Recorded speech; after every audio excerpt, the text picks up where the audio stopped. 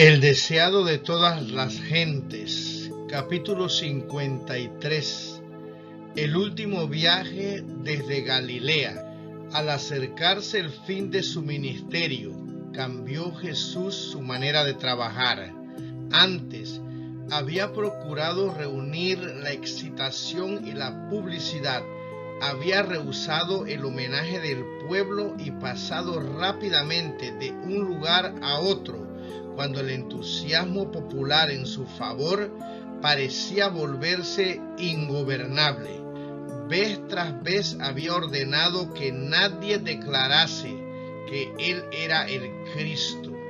En ocasión de la fiesta de las cabañas, su viaje a Jerusalén fue hecho secreta y apresuradamente. Cuando sus hermanos le instaron a presentarse públicamente como el Mesías, contestó: mi tiempo aún no ha venido. Hizo su viaje a Jerusalén sin ser notado y entró en la ciudad sin ser anunciado ni honrado por la multitud. Pero no sucedió así en ocasión de su último viaje. Había abandonado a Jerusalén por una temporada a causa de la malicia de los sacerdotes y rabinos, pero ahora regresó de la manera más pública, por una ruta tortuosa y precedido de un anuncio de su venida que no había permitido antes. Estaba marchando hacia el escenario de su gran sacrificio, hacia el cual la atención del pueblo debía dirigirse. Y como Moisés levantó la serpiente en el desierto, así es necesario que el Hijo del Hombre sea levantado. Como los ojos de todo Israel se habían dirigido a la serpiente levantada, símbolo de su curación, así los ojos debían ser atraídos a Cristo, el sacrificio que traería salvación al mundo perdido. Era un concepto falso de la obra del Mesías y una falta de fe en el carácter divino de Jesús, lo que había inducido a sus hermanos a instarle a presentarse públicamente al pueblo en ocasión de la fiesta de las cabañas. Ahora, con un espíritu análogo a este, los discípulos quisieron impedirle hacer el viaje a Jerusalén. Recordaban sus palabras referentes a lo que había de sucederle allí. Conocían la hostilidad implacable de los dirigentes religiosos y de una buena gana hubieran disuadido a su maestro de ir allá. Para el corazón de Cristo era una prueba amarga avanzar contra los temores, los desengaños y la incredulidad de sus amados discípulos. Era duro llevarlos adelante a la angustia y desesperación que les aguardaban en Jerusalén. Y Satanás estaba listo para apremiar con sus tentaciones al Hijo del Hombre. ¿Por qué iría ahora a Jerusalén a una muerte segura? En todo su derredor había almas hambrientas del pan de vida. Por todas partes habían dolientes que aguardaban su palabra sanadora. La obra que había de realizarse mediante el evangelio de su gracia solo había comenzado, y él estaba lleno de vigor, en la flor de su virilidad. ¿Por qué no se dirigía hacia los vastos campos del mundo con las palabras de su gracia, el toque de su poder curativo? ¿Por qué no tendría el gozo de impartir luz y alegría a aquellos entenebrecidos y apenados millones? ¿Por qué dejaría la ciega de esas multitudes a sus discípulos tan faltos de fe, tan embotados de entendimiento, tan lentos para obrar? ¿Por qué habría de arrostrar la muerte ahora y abandonar la obra en sus comienzos? El enemigo que había hecho frente a Cristo en el desierto le asaltó ahora con fieras y sutiles tentaciones. Si Jesús hubiese cedido por un momento, si hubiese cambiado su conducta en lo mínimo para salvarse, los agentes de Satanás hubieran triunfado y el mundo se hubiera perdido. Pero Jesús afirmó su rostro para ir a Jerusalén. La única ley de su vida era la voluntad del Padre. Cuando visitó el templo en su niñez, le dijo a María: ¿no sabías que en los negocios de mi Padre me conviene estar? En Caná, cuando María deseaba que él revelara su poder milagroso, su respuesta fue: aún no ha venido mi hora. Con las mismas palabras respondió a sus hermanos cuando le instaban a ir a la fiesta. Pero en el gran plan de Dios había sido señalada la hora en que debía ofrecerse por los pecados de los hombres, y esa hora estaba por sonar. Él no quería faltar ni vacilar.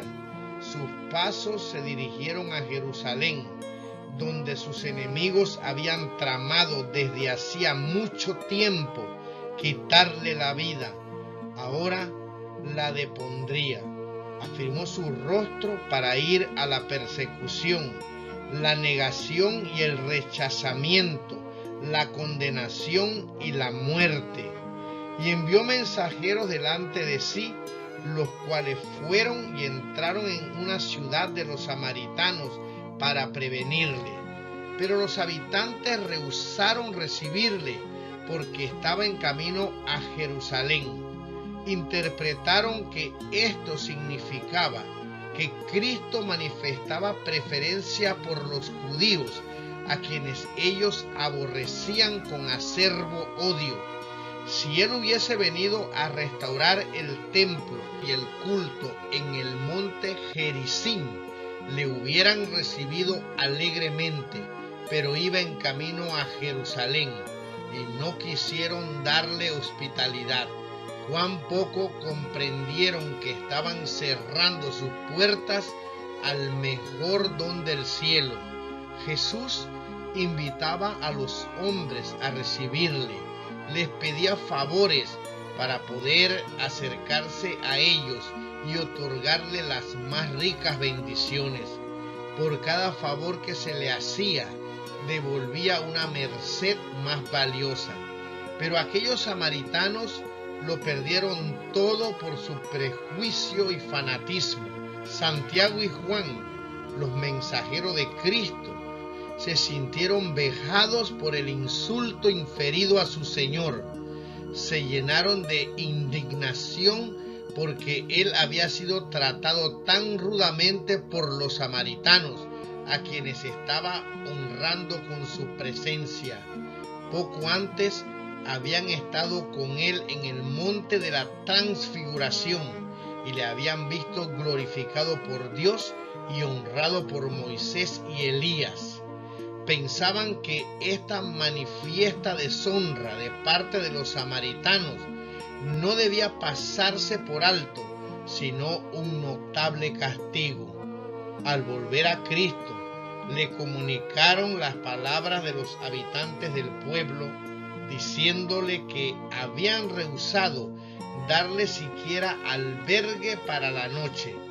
Pensaban que se le había hecho un enorme agravio, y al ver en lontananza el monte Carmelo, donde Elías había matado a los falsos profetas, dijeron: ¿quieres que mandemos que descienda fuego del cielo y los consuma como hizo Elías?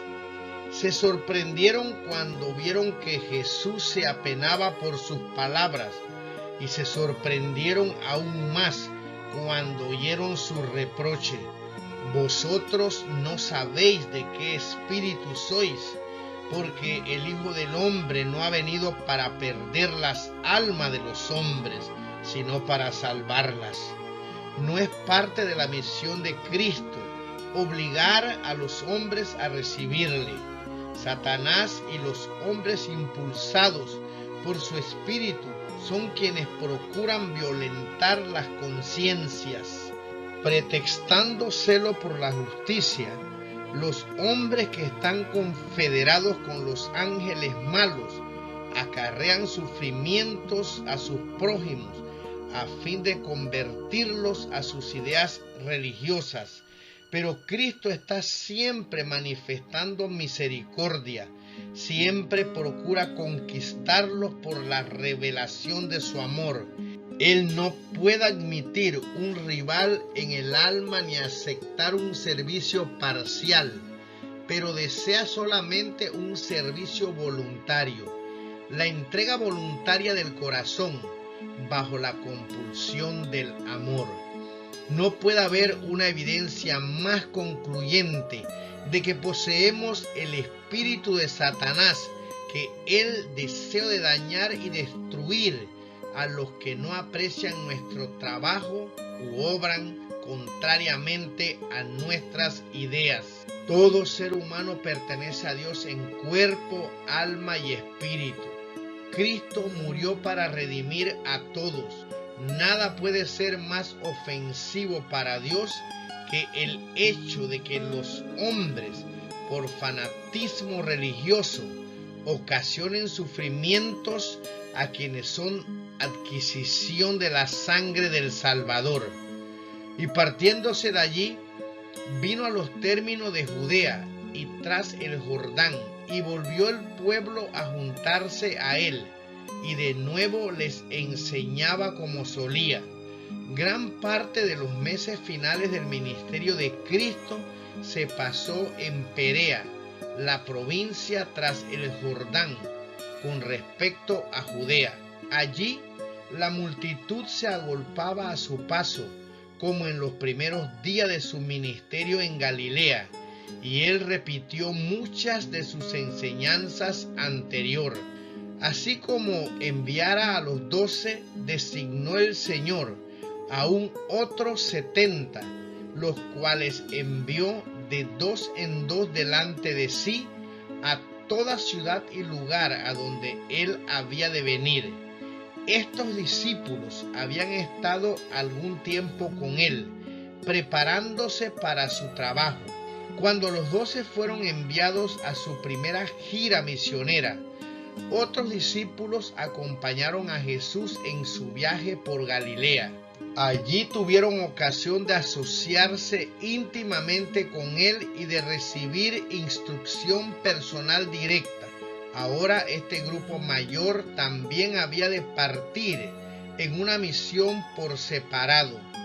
Las indicaciones hechas a los 70 fueron similares a las que habían sido dadas a los 12, pero la orden impartida a los 12 de no entrar en ninguna ciudad de gentiles o samaritanos no fue dada a los 70.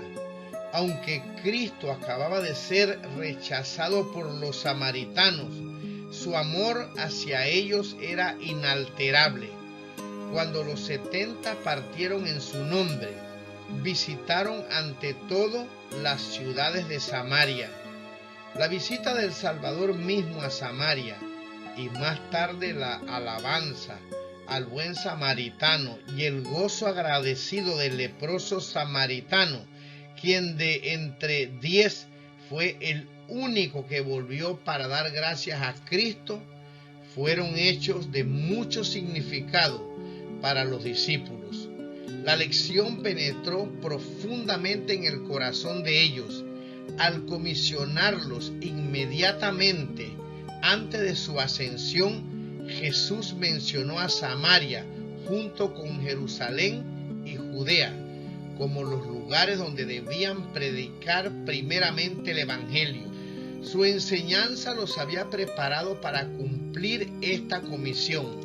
Cuando en el nombre de su Señor fueron ellos a Samaria, hallaron a la gente lista para recibirlos. Los samaritanos se habían enterado de las palabras de alabanza de Cristo y de sus obras de misericordia en favor de hombres de su nación. Vieron que a pesar del trato rudo que le habían dado, él tenía solamente pensamientos de amor hacia ellos y sus corazones fueron ganados. Después de su ascensión, dieron la bienvenida a los mensajeros del Salvador y los discípulos cosecharon una preciosa mies de entre aquellos que habían sido antes sus más acervos enemigos. No quebrará la caña cascada, ni apagará el pábilo que humeare, sacará el juicio a verdad, y en su nombre esperarán los gentiles. Al enviar a los 70, Jesús les ordenó, como lo había ordenado a los 12, no insistir en estar donde no fueran bienvenidos. En cualquier ciudad donde entrareis y no os recibieren, les dijo, saliendo por sus calles decid, aún el polvo que se nos ha pegado de vuestra ciudad a nuestros pies, sacudimos en vosotros. Esto empero sabed que el reino de los cielos se ha llegado a vosotros. No debían hacer esto por resentimiento o porque se hubiese herido su dignidad, sino para mostrar cuán grave es rechazar el mensaje del Señor o sus mensajeros. Rechazar a los siervos del Señor es rechazar a Cristo mismo. Y os digo, añadió Jesús, que los de Sodoma tendrán más remisión aquel día que aquella ciudad. Y recordó los pueblos de Galilea, donde había cumplido la mayor parte de su ministerio. Con acento de profunda tristeza exclamó, ¡ay de ti, Corazín! ¡Ay de ti, Betsaida! Que si en Tiro y en Sidón hubieran sido hechas las maravillas que se han hecho en vosotras, ya días ha que, sentados en cilicio y ceniza, se habrían arrepentido. Por tanto, Tiro y Sidón tendrán más remisión que vosotros en el juicio. Y tú, Capernaum, que hasta los cielos estás levantada, hasta los infiernos serás abatida.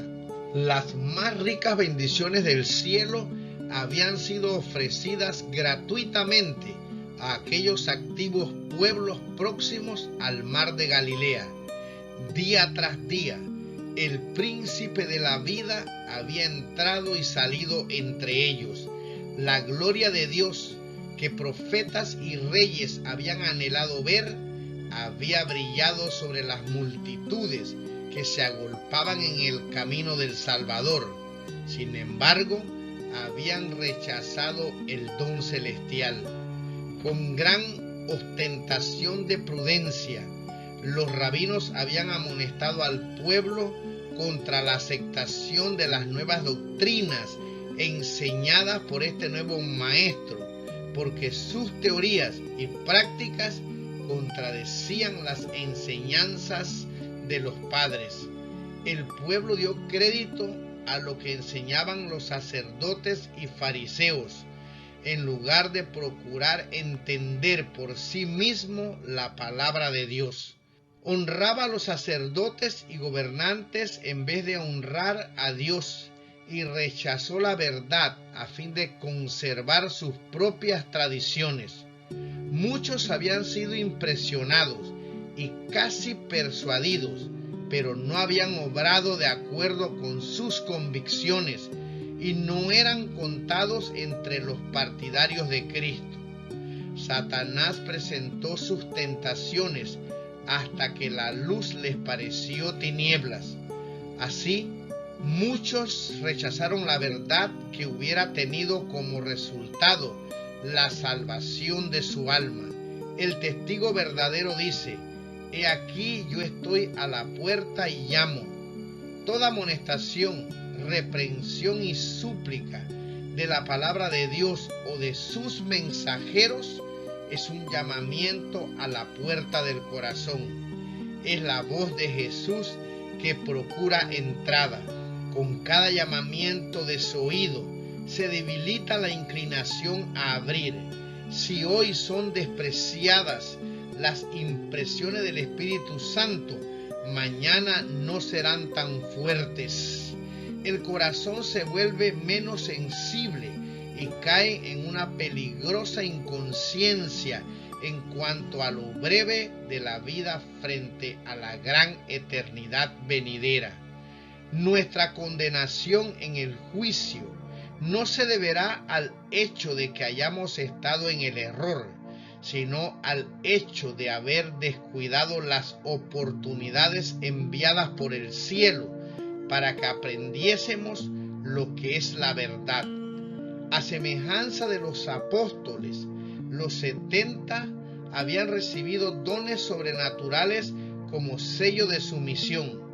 Cuando terminaron su obra, volvieron con gozo diciendo: Señor, aún los demonios se nos sujetan en tu nombre. Jesús respondió: yo veía a Satanás como un rayo que caía del cielo. Escenas pasadas y futuras se presentaron a la mente de Jesús. Vio a Lucifer cuando fue arrojado por primera vez de los lugares celestiales. Miró hacia adelante a las escenas de su propia agonía, cuando el carácter del engañador sería expuesto a todos los mundos. Oyó el clamor consumado es, el cual anunciaba que la redención de la raza caída quedaba asegurada para siempre, que el cielo estaba eternamente seguro contra las acusaciones, los engaños y las pretensiones de Satanás. Más allá de la cruz del Calvario, con su agonía y vergüenza, Jesús miró hacia el gran día final, cuando el príncipe de las potestades del aire será destruido en la tierra, durante tanto tiempo mancillada por su rebelión. Contempló la obra del mal terminada para siempre y la paz de Dios llenando el cielo y la tierra. En lo venidero, los seguidores de Cristo habían de mirar a Satanás como un enemigo vencido. En la cruz, Cristo iba a ganar la victoria para ellos. Deseaba que se apropiasen de esa victoria. He aquí, dijo él, os doy potestad de hollar sobre las serpientes y sobre los escorpiones y sobre toda fuerza del enemigo, y nada os dañará.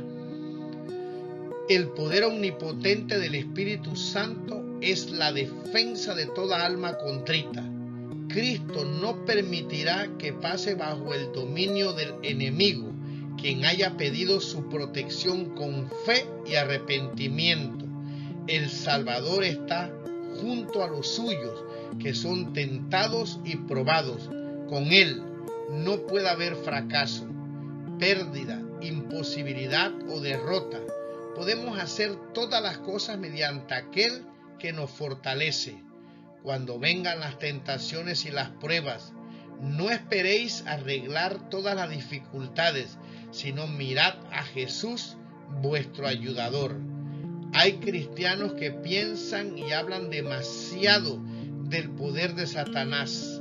Piensan en su adversario, oran acerca de él, hablan de él y parece agrandarse más y más en su imaginación. Es verdad que Satanás es un ser fuerte, pero gracias a Dios tenemos un Salvador poderoso que arrojó del cielo al maligno. Satanás se goza cuando engrandecemos su poder. ¿Por qué no hablamos de Jesús? ¿Por qué no magnificamos su poder y su amor? El arco iris de la promesa que circuye el trono de lo alto es un testimonio eterno de que de tal manera amó Dios al mundo que ha dado a su Hijo unigénito, para que todo aquel que en él cree no se pierda, mas tenga vida eterna. Atestigua al universo que nunca abandonará Dios a su pueblo en la lucha contra el mal. Es una garantía para nosotros de que contaremos con fuerza y protección mientras dure el trono. Jesús añadió: mas no os gocéis de esto, que los espíritus se os sujetan, antes gozaos de que vuestros nombres están escritos en los cielos.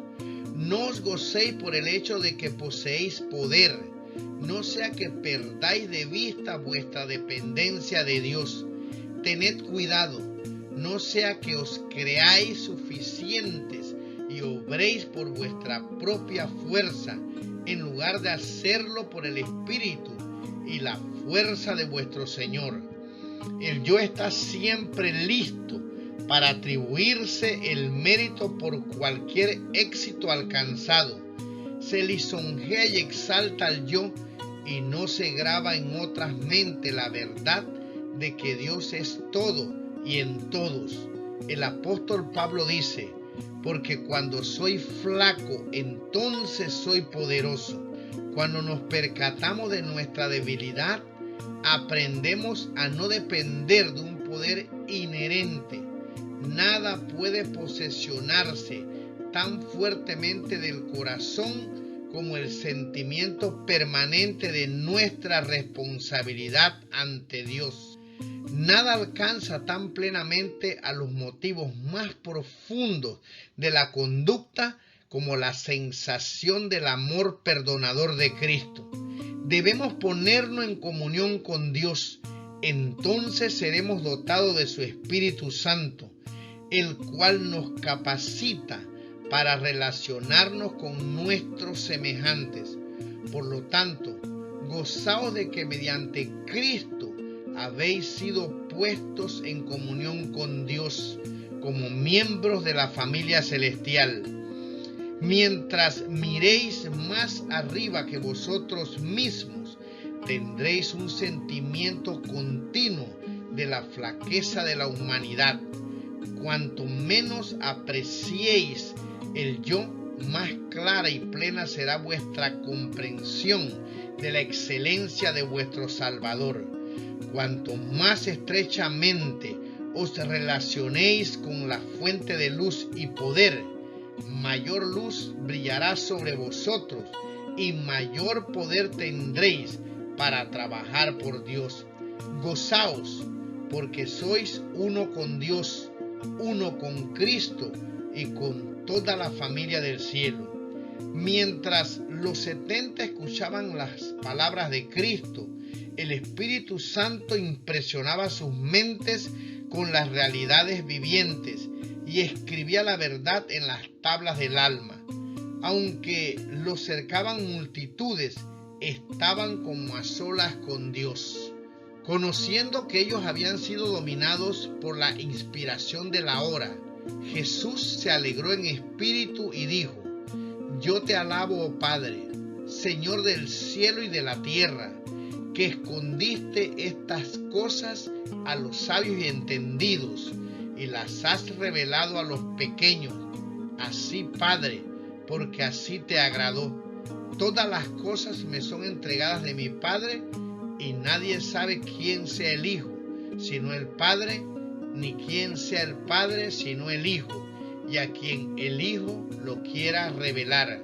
Los hombres honrados por el mundo, los así llamados grandes y sabios, con su alardeada sabiduría, no podían comprender el carácter de Cristo.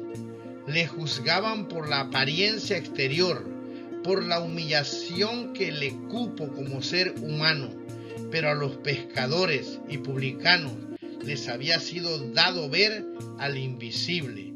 Aún los discípulos no podían comprender todo lo que Jesús deseaba revelarles, pero a veces, cuando se entregaban al poder del Espíritu Santo, se iluminaban sus mentes. Comprendían que el Dios poderoso, revestido de la humanidad, entraba entre ellos. Jesús se regocijó porque, aunque los sabios y prudentes no tenían este conocimiento, había sido revelado a aquellos hombres humildes. A menudo, mientras él había presentado las escrituras del Antiguo Testamento y les había mostrado cómo se aplicaban a él y a su obra de expiación, ellos habían sido despertados por su espíritu y elevados a una atmósfera celestial. Tenían una comprensión más clara de las verdades espirituales habladas por los profetas que sus mismos autores. En adelante habrían de leer las escrituras del Antiguo Testamento, no como las doctrinas de los escribas y fariseos, no como las declaraciones de sabios que habían muerto, sino como una nueva revelación de Dios. Veían a aquel al cual el mundo no puede recibir, porque no le ve ni le conoce, mas vosotros le conocéis, porque está con vosotros y será en vosotros. Lo único que nos permite obtener una comprensión más perfecta de la verdad consiste en que mantengamos nuestro corazón enternecido y sojuzgado por el Espíritu de Cristo. El alma debe ser limpiada de la vanidad y el orgullo y vaciada de todo lo que la domina, y Cristo debe ser entronizado en ella. La ciencia humana es demasiado limitada para comprender el sacrificio expiatorio. El plan de la redención es demasiado abarcante para que la filosofía pueda explicarlo. Será siempre un misterio insondable para el razonamiento más profundo. La ciencia de la salvación no puede ser explicada, pero puede ser conocida por experiencia. Solamente el que ve su propio carácter pecaminoso puede discernir la preciosidad del Salvador. Las lecciones que Jesús enseñaba mientras iba lentamente de Galilea a Jerusalén estaban llenas de instrucción. El pueblo escuchaba ansiosamente sus palabras.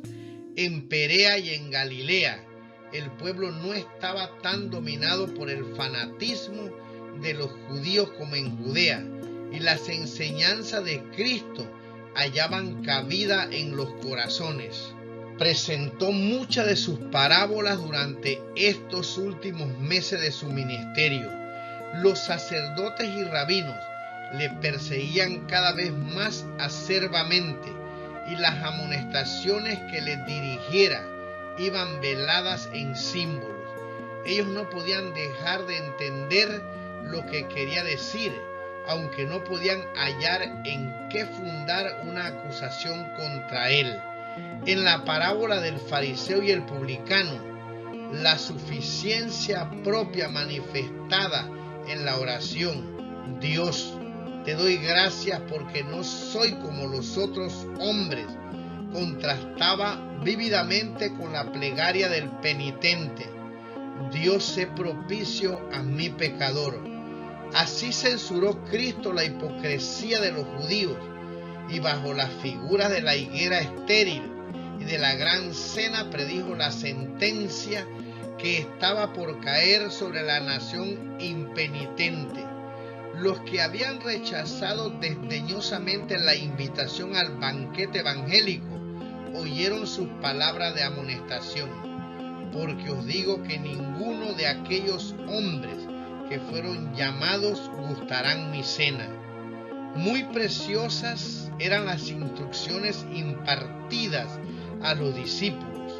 La parábola de la viuda importuna y del amigo que pedía pan a medianoche dieron nueva fuerza a sus palabras: pedid y se os dará, buscad y hallaréis, llamad y os será abierto.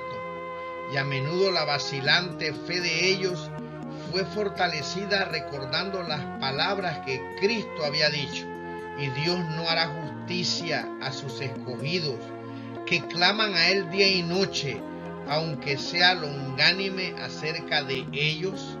Os digo que los defenderá presto.